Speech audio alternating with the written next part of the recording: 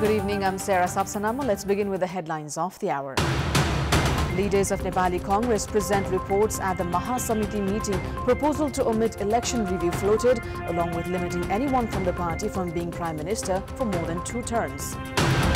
Rastra Bank expresses reservations against negative messages in the market about banking and financial institutions. Claims there won't be any crisis among banks, urges for confidence in transactions. Congress leader Rahul Gandhi gets bail from Sultanpur court after being taken into custody for a 2018 defamation case filed by BJP leader Vijay Mishra.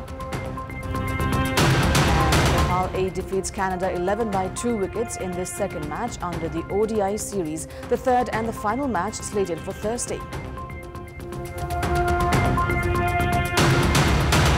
Five reports have been presented at the ongoing Mahasamiti meeting of Nepali Congress. Ministers from the party have criticized armed conflict that involved ruling alliance partner CPN Maoist Centre and the incumbent government at the meeting. Proposals have also been floated to avoid election alliances and to determine the maximum terms that one can serve in the post of Prime Minister. General Secretary Vishwa Prakash Sharma presented the political report, including a proposal to determine the limit that leaders from the party can become President, Prime Minister, Minister or lawmaker. Sharma has proposed to set the limit to 1 term for anyone to become President, 2 terms for Prime Minister, 3 terms for Minister and 4 for lawmakers. Sharma has also criticized the performance of Minister, calling it ineffective. Another General Secretary, Gagan Thapa, has proposed for decisions to ensure that voters of Nepali Congress would not have to vote for candidates of any other parties, as it was done in recent election when the party joined hands with other parties for the polls. Vice President Purna Bahadur Khadga's report proposed that the party prioritize ending corruption and maintaining good governance. Khadga said new political parties lacked perspective and would make any claims just to gain popularity. Finance Minister Prakash Charan Mahat submitted a report on the country's economic status and challenges, while Shyam Ghimire submitted the audit report at the Mahasamiti meeting. Group-wise discussions will now begin on the reports from tomorrow.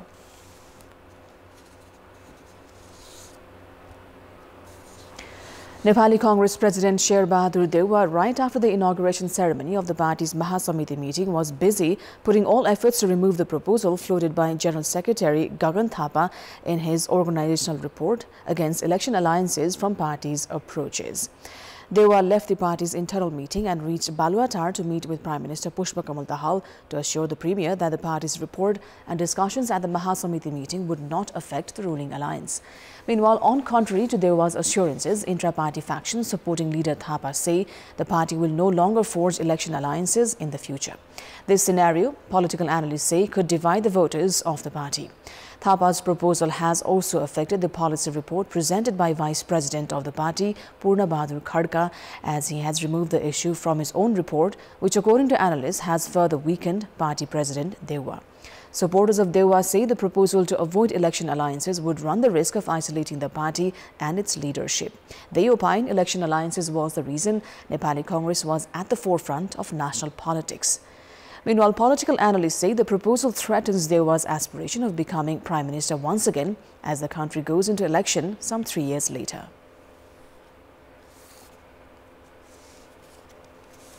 In this context, in our Public Voice segment, today we've asked people in several provinces why have parties that advocated for contesting elections solely not been able to leave their alliances. Let's take a look at what they had to say.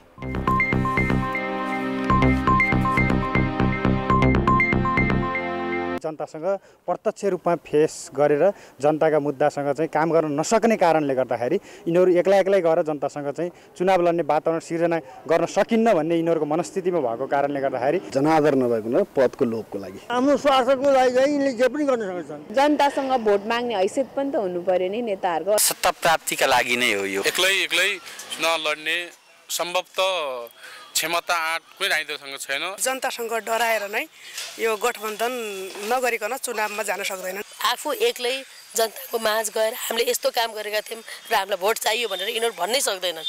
त्यही भएर यिनीहरुको एकल आयो भने यिनीहरुको complete vote आउँदैन कि यिनीहरुले गठबन्धनमा आयो भने मात्रै सरकार बन्ने नत्र बन्ने छैन ठाउँ नै छैन। जनताको माझमा गएर गरेका प्रतिबद्धताहरूलाई पूरा गर्न नसकेपछि निर्वाचनमा कतै हारि पो हाल्छु कि भन्ने डरले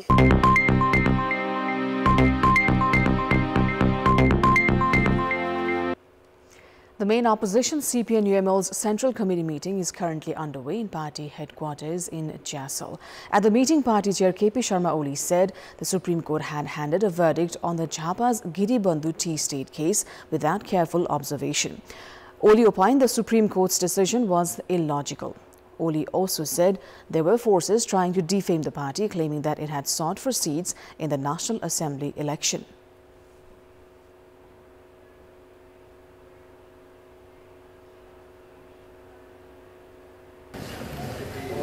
हामीले बदनाम गर्ने कोसिस गरियो। त्यसरी राष्ट्रिय सभा निर्वाचनको प्रसङ्गलाई लिएर सरकारले आफै राष्ट्रिय सभा निर्वाचनमा सबै पार्टीहरू मिलेर जाउँ भन्ने हामीसँग प्रस्ताव राखे हो।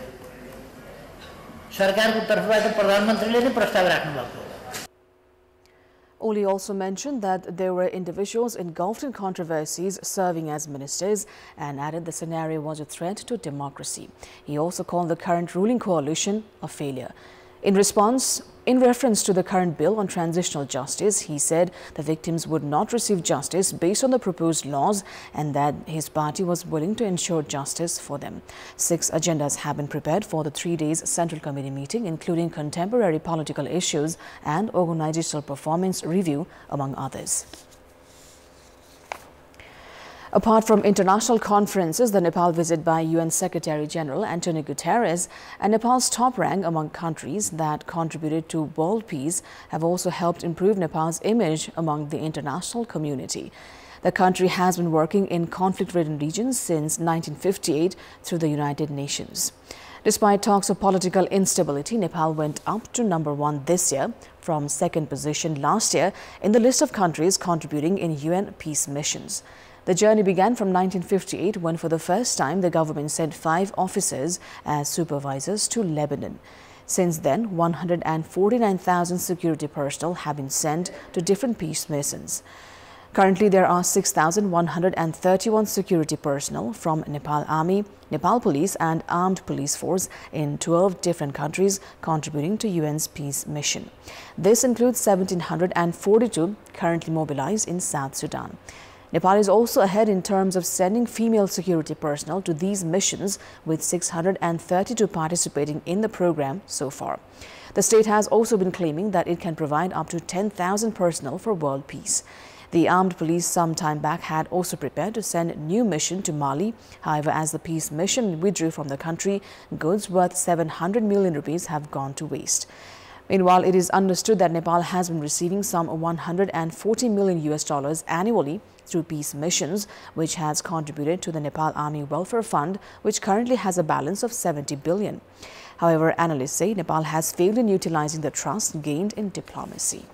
The victims of loan sharks who have been on a march for justice have reached Simle of Thakre Rural Municipality in Dhading. Victims from 28 districts across the country are set to reach Kathmandu on foot tomorrow seeking justice. The group that had begun their journey on foot from Peopletar in Dhading has reached Simle and will spend the night there. They have poured grievances regarding the government's indifference towards their plight, even though they will arrive the capital tomorrow after an arduous journey. Those who have joined the March for Justice that had begun from Jhapa and Kanchanpur on 30th of January are looking to arrive Kathmandu tomorrow after covering the remaining 40 kilometers distance on foot. It is time now for our segment Public Pulse, where you text us with your opinion. Public Pulse. But before today's question, let's take a look at the results from yesterday's poll. Yesterday, we asked you what should be done to discourage the random use of antibiotics. 32% voted for option A, prohibit sales without prescription, 43% for B, strengthen regulation, and 25% for C, patients should be aware. Here's today's question. What's your take on the state's silence on the arduous journey on foot to the capital taken by victims of loan sharks?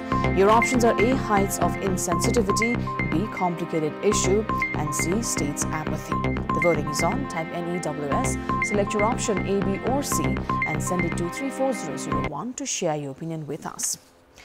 Nepal Rastra Bank has clarified that none of the banks in the country are unable to return the savings of depositors after negative informations were spread targeting certain banks and financial institutions.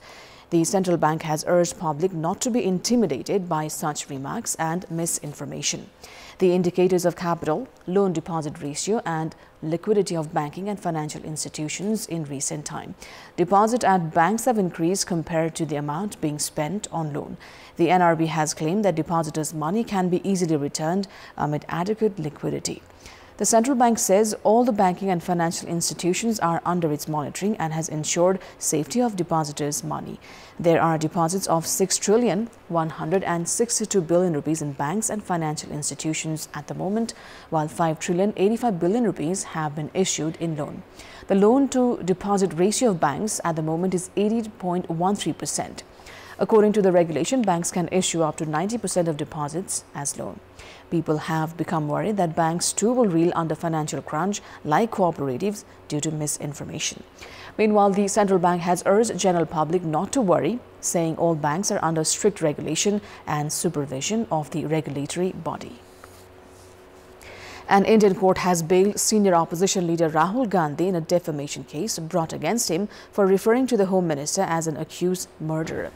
Critics have accused India's government of using the justice system to target political rivals, with several opposition figures the subject of active criminal investigations. 53-year-old Gandhi faces at least 10 other defamation cases and was briefly disqualified from Parliament last year after being convicted of criminal libel in an unrelated case. Today's case stems from 2018 remarks in which he referred to Home Minister Amit Shah, a key confidant of Prime Minister Narendra Modi, as a murder accused. Shah was accused of ordering police to carry out the extrajudicial killing of a gangster in 2005 and 2 others while serving as Home Minister in Gujarat state. He was jailed briefly before being acquitted of murder, extortion and kidnapping charges in 2014 after Modi and his Bharatiya Janata Party won that year's election in landslide. We've got more news coming up, but right now it's time for yet another short break. Sports News. Nepal A has defeated Canada 11 by 2 wickets in its second match under the Nepal A versus Canada ODI series. Canada 11 went all out to put up 240 runs with 1 ball remaining. Openers Aaron Johnson and Srimanta Vijayratne partnered for 64 runs. Nepal's Sagar Dhakal broke the partnership in the 12th over. However, Aaron accumulated 36 runs and Srimanta was out for 41. Nicholas Keraton returned to the pavilion for 7 runs. Navneet Dhaliwal contributed 46 runs in 60 balls, scoring 6 fours and 1 6. Shreyas Movva scored a half-century as he entered the field as the 6th player. He contributed 68 runs to Canada 11 innings, scoring 5 fours. He, along with Dhaliwal, partnered for 66 runs to put up an average total. Shahab Alam was the pick of the Nepalese bowlers, claiming 3 wickets as Rashid Khan and Sher claimed 2 wickets each and Sagar Dhakal and Bashir Ahmed won.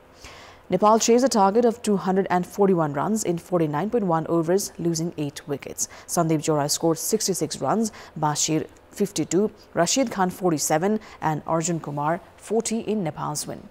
With today's result, the 3-match series stands at 1-1. The third and the decisive match is scheduled for Thursday at Mulpani Cricket Ground. In their first match under the ongoing series, Canada 11 had defeated Nepal by 4 wickets.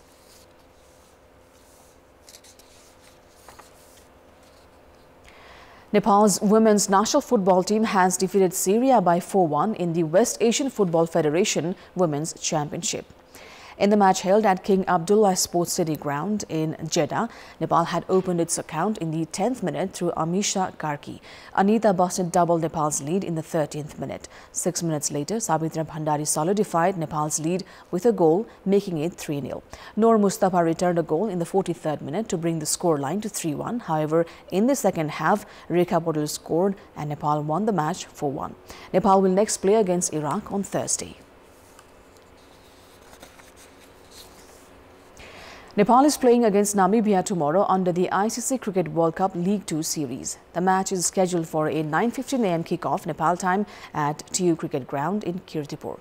Nepal will be looking to avenge the loss it faced against Namibia in the first match.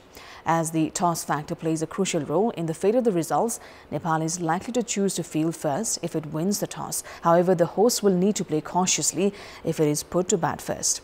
In the first match under the ongoing series, Kushal Bhurtel had been out for a royal duck. Asif was limited to 4 runs, Anil Shah 8 and Rohit Paudel 1 run in the match as Namibia claimed a 4-wicket victory over Nepal. In the previous 7 matches between Nepal and Namibia, the latter has won 4 matches while 1 match was tied. However, the last time Namibia visited Nepal, it had lost both the matches played. Nepal's recent win over the Netherlands by 9 wickets and the Netherlands' victory over Namibia has boosted the hosts' confidence. All 3 teams have equal 2 points. That is all for the moment. Thank you for watching. Good night.